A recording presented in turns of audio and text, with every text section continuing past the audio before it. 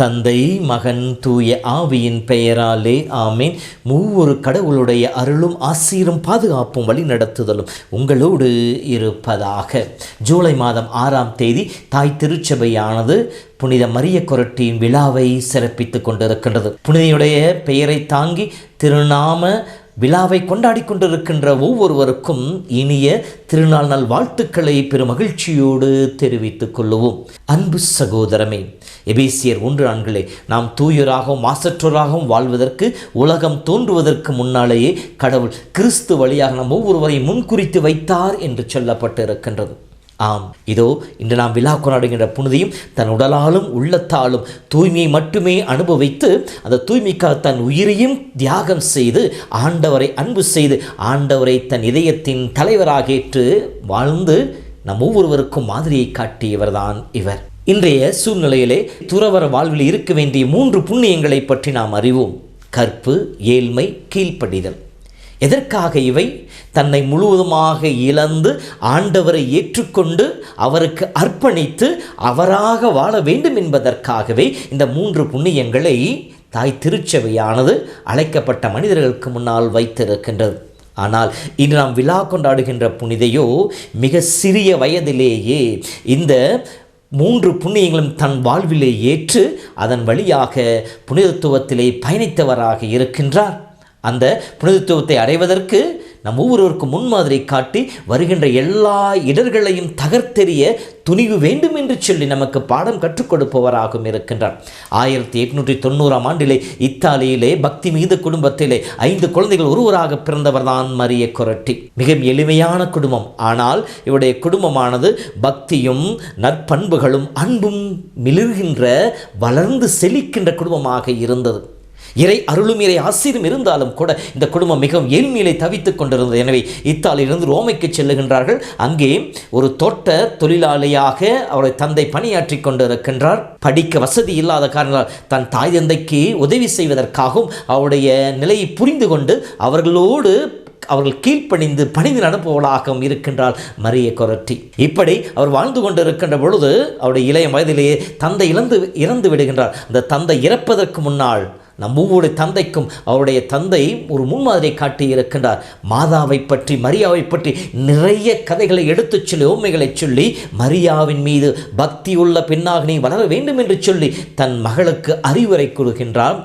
அமல உற்பவியான மரியாளை போல நீயும் தூய வாழ்வு வாழ வேண்டும் என்று சொல்லி பக்தியோடு முழந்தால் வடியிட்டு ஜெபித்து அதை வெற்றுக்கொள் என்று சொல்லி அவரை ஊக்குவித்தவராக இருக்கின்றார். தந்தையின் அறிவுரையை கேட்டு தன்னை முழுவதுமாக அன்னையின் கரங்களை ஒப்பு கொடுத்து அமல அன்னையின் நோக்கி மன்றாடியவளாக இருக்கின்றார் மரிய கொரட்டி. இப்படி அவர் வாழ்ந்து கொண்டிருக்கின்ற அந்த சமயத்தில் நற்கனை ஆண்டவர் மீது அதிக பக்தி கொண்டிருந்தாலும் வயது காரணமாகவும் கல்வி அறிவு இல்லை என்ற காரணத்தினாலும் அவருக்கு நற்கனை கொடுக்க மறுக்கப்படுகின்றது. ஆனால் இறைவனுடைய தூய ஆவியினுடைய வல்லமையால் ஞானத்தால் நிறைக்கப்பட்டதினாலே அவரிடம் காணப்பட்ட அந்த அறிவையும் ஞானத்தையும் கண்டு வியந்து போன குரு அவருக்கு நற்கனை கொடுப்பதற்கு அனுமதி அளிக்கின்றார். இவர் அதிக ஞாபகசக்தி கொண்டவராக இருக்கின்றார். திருப்பலியிலே முழு பக்தியோடு ஈடுபடுபவராக இருந்தார். குருவான சொல்கின்ற ஒவ்வொரு வார்த்தையும் அப்படியே உள்வாங்கி அதை தன் உள்ளத்தில் இருத்தி ஞாபகசக்தியோடு திருப்பலிக்கு வராதவர்களுக்கெல்லாம் அந்த மறையுரையை பிறருக்கு எடுத்துச் செல்பவராக, இறை அருளை பகிர்ந்து கொடுப்பவராக, இறை அனுபவத்தை அவர்கள் கொடுப்பவராக இருந்தார் இவர். அடுத்ததாக இவர் தவறு செய்பவர்களை எச்சரிப்பவராக இருக்கிறார். இவர் இந்த 13 வயது நெருங்கி கொண்டிருக்கின்ற பொழுது அவர்கள் இல்லத்திலேயே தங்கியிருந்த 20 வயது வைத்திருந்த அலெக்சாண்டர் இவர் மீது ஒரு தீய இச்சையோடு இவரை அணுகி வருகின்றார். அப்பொழுது இவர் சொல்கிறார், நான் ஆண்டவருக்கு அர்ப்பணிக்கப்பட்டவர், என்னை முழுதும் ஆண்டவருக்கு கொடுத்து விட்டேன், ஆகவே இது தவறு என்று சொல்லி எச்சரிக்கின்றார்.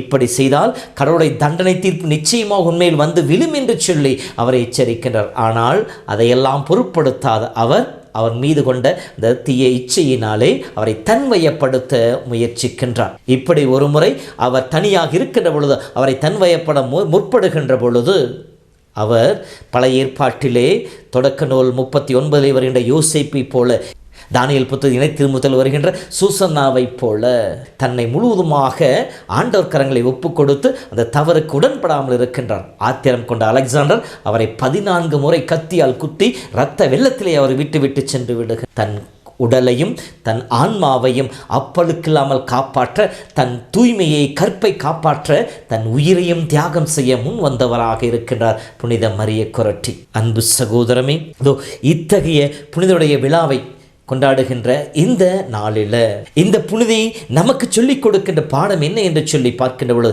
முதலாவதாக குடும்பமாக தாய் தந்தை பிள்ளைகள் அன்பிலே நற்பண்பிலே ஜெபத்திலே நிலைத்திருக்கிற குடும்பமாக நம்முடைய குடும்பம் இருக்க வேண்டும் என்பதை சொல்லி காட்டுகிறது. தினமும் ஜெபிப்பவர்களாக, ஜெபமாலை சொல்பவர்களாக, இறை வார்த்தை வாசிப்பவர்களாக நம் குடும்பம் விளங்க வேண்டும் என்று சொல்லி இறை அருள் மிகுந்த குடும்பமாக நம் குடும்பத்தை அமைக்க வேண்டும். இரண்டாவதாக, குழந்தைகளே மரிய கொரட்டியை போல தன் பெற்றோர்கள் நிலையை அறிந்தவர்களாக இருக்க வேண்டும். அவர்கள் படுகின்ற கஷ்டங்கள், குடும்பத்தின் சூழ்நிலைகள் அனைத்தையும் அறிந்து அவர்களுக்கு பணிந்து நடப்பவர்களாக, அவர்களுக்கு உதவி செய்பவர்களாக இருக்க வேண்டுமே ஒழிய நம்முடைய ஆசைகளை நிறைவேற்றிக் கொள்வதற்காக, நம்முடைய தேவைகளை நிறைவேற்றிக் கொள்வதற்காக பெற்றோருக்கு சுமையாக மாறிவிடக்கூடாது என்கின்ற ஒரு பாடத்தை மரியை கொரட்டை சொல்லி காட்டுகிறார். அன்னை மரியின் மீது அதிக பக்தி கொண்டு வாழ வேண்டும் என்பதற்காகவும், நாம் தூயோராக வாழ்வதற்கும், இறைவனுடைய கொடையை பெற்றுக்கொள்வதற்கு ஜெபத்தை விட வேறொரு வழி இல்லை என்று சொல்லி காட்டி தினமும் ஜெபிக்கின்ற குழந்தைகளாக இருக்க வேண்டும். இறைவன் கரங்களிலே தன்னையும் தன் வாழ்வையும் அர்ப்பணித்து தூய சிந்தனையோடு, தூய உள்ளத்தோடு, தூய எண்ணத்தோடு வாழ்கின்ற குழந்தைகளாக இருக்க வேண்டும் என்பதை மரிய கொரட்டி நமக்கு சொல்லி காட்டுகின்றார். நம் தூய்மைக்கு எதிராக, கற்பு வாழ்வுக்கு எதிராக வருகின்ற எல்லா சோதனைகளையும் போராடி இறை துணையோடு வெற்றி பெற வேண்டும் என்கின்ற ஒரு துணிவான பாடத்தையும் நமக்கு சொல்லி காட்டுகின்றார். அடுத்து, திருப்பலியிலே முழு பக்தியோடு ஈடுபட வேண்டும். மறையுறையை கூர்ந்து கவனித்து கேட்க வேண்டும். இறை வார்த்தையை உள்ளத்திலே இருத்தி ஞாபக சக்தியோடு அதை பிறருக்கு எடுத்துச் சொல்லி வாழ்ந்து காட்டுபவர்களாக இருக்க வேண்டும் என்கின்ற பாடம் சொல்லிக் கொடுக்கின்றார். அடுத்ததாக, அவர் தன்னை நிந்தித்தவனை மன்னிக்கின்றார். தன்னை குத்தியவனை தான் இறப்பதற்கு முன்னால் அலெக்சாண்டரை மன்னித்து விட்டேன் என்று சொல்லிவிட்டு நற்கனை ஆண்டவரை தன் உள்ளத்தில் ஏற்றுக்கொண்டு இறைவனோடு இணைந்து விண்ணக பயணத்தை மேற்கொண்டார். நம்முடைய வாழ்விலே நமக்கு எதிராக பிறர் செய்கின்ற சிறு தவறுகளை நாம் மன்னிக்க பழக வேண்டும். உங்கள் சகோதர சகோதரிகள் செய்கின்ற குற்றங்களை நீங்கள் மன்னிப்பீர்களானால் உங்கள் குற்றங்களை விண்ணக தந்தை மன்னிப்பர் என்று சொல்லி நாம் ஜெபிக்கின்றோம். அதே போல கட்டளையாக கடவுள் இயேசு கொடுத்திருக்கிறார். அதை சும்மா அறிந்து வைத்திருப்பதாக மட்டும், அதை நாம் அறிந்து வைத்திருப்பவர்களாக மட்டும் இல்லாமல் அதை நாம் வாழ்ந்து காட்டுபவர்களாக, நம்மால் முடிந்த அளவிற்கு நமக்கு எதிராக செயல்படுகின்ற மனிதர்களை மன்னிக்கின்ற வரத்தை ஆண்டவர் நோக்கி கேட்டு அதை நாம் பகிர்ந்து கொடுக்க வேண்டும். அன்பு சகோதரமே, எத்துணை நல்ல பண்புகளை மரிய கொரட்டி தன் வாழ்விலே கடைபிடித்து புனிதையாக இன்று நமக்காக பரிந்து பேசுவதாக இருக்கின்றார். அவருடைய விழாவை கொண்டாடுகிற நாளிலே அவரிடம் காணப்பட்ட இந்த நற்குணங்கள் நமதாக மாற்றிக்கொள்வோம். புனித மரிய கொரட்டியே, நீர் வாழ்ந்த புனிதத்துவமான வாழ்வை நாங்களும் வாழ எங்களுக்காக பரிந்து பேசும் என்று சொல்லி ஜெபிப்போம். புனித மரிய கொரட்டியே, எங்களுக்காகவும் எங்கள் குழந்தைகளுக்காகவும் பரிந்து பேசி இறையருளை பெற்று தருவீராக. ஆமேன். ஆண்டவர் உங்களோடு இருப்பாராக. எல்லாம் வல்ல இறைவன், தந்தை, மகன், தூய ஆவியின் பெயராலே. ஆமேன்.